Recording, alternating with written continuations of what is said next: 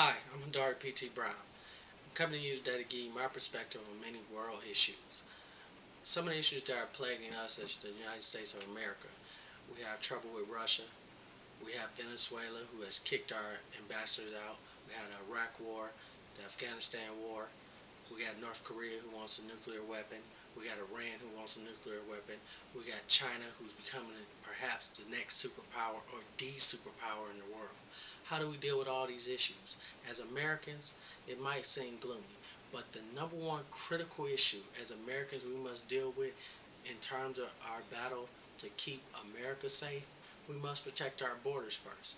We must implement some type of border protection right here, right now, that will keep our borders safe. We cannot continue to allow goods to be shipped over from China that are hazardous to the American people's health.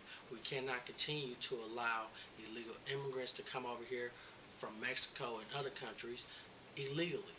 It hurts us all the way around. I know so many people want to be Americans and want to benefit from the American way of life. But people, we have to find a better way. I'm not saying those illegal immigrants who are currently here, we should just give them the boot. We have to find a way that is decent and proper to keep some of them here. Not all, but to keep some who are good law-abiding citizens who have kids here that were born here and things. We have to find a way to keep them here. But America, we still face many foreign crises. We must not continue.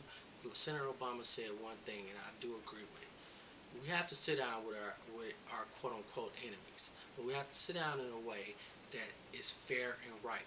We can't we can't sit down with them if they're not willing to sit down and negotiate.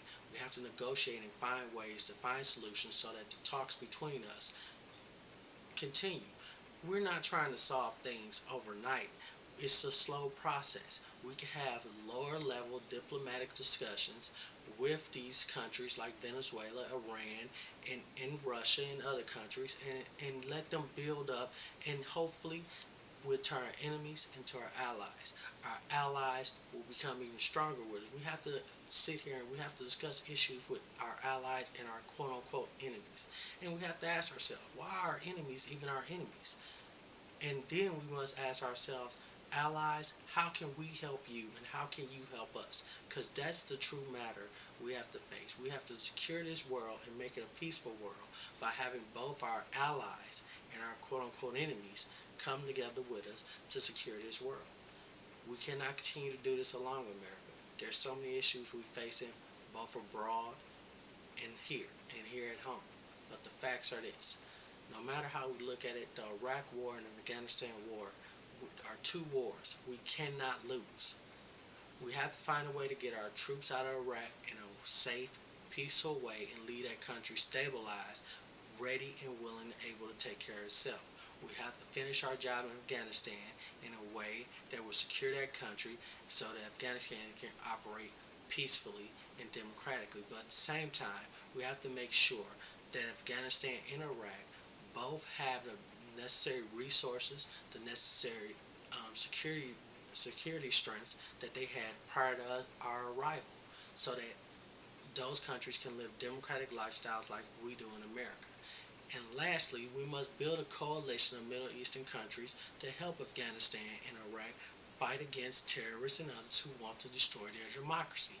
The facts of the matter are we have to reach farther into northern Africa and farther into the Middle East to bring allies our way, and to bring allies to Afghanistan and Iraq, and to bring allies from Eastern Europe and Western Europe into Afghanistan and Iraq to help. Our NATO allies have to be more willing to help us, not only in Afghanistan, but in Iraq as well.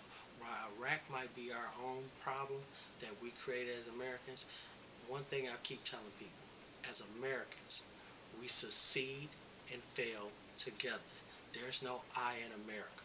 There's only America, and we as Americans must understand that we fail and succeed based off what we decide to do and not what one side decide to do.